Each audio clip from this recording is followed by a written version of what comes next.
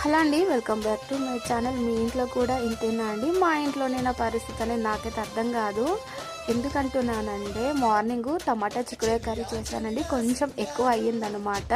అదేంటోనండి, నలుగురు ఉన్నప్పుడు 2 టమాటాలు ఎక్కువ వేసే కర్రీ ఎక్కువైతే మిగులుతుంది కదా. నైట్ టైం అయితే ఎవరు తినరు, ఇంకా నేనైతే తినేస్తానండి.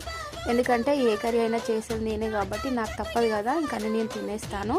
ఇంకా నేను తిని కాసేపు పడుకున్నానండి. ఇంకా తింటారేమో అనుకున్నా, మా తమ్ముళ్ళు ఇంకెవరు తినలేరు అనమాట.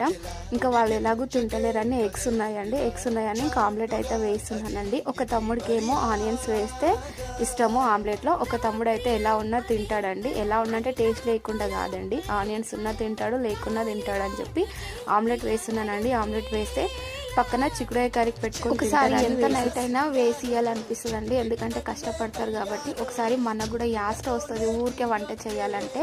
నాకైతే అట్లనే అనిపిస్తుంది. అంతేనండి. వీడియోస్తే లైక్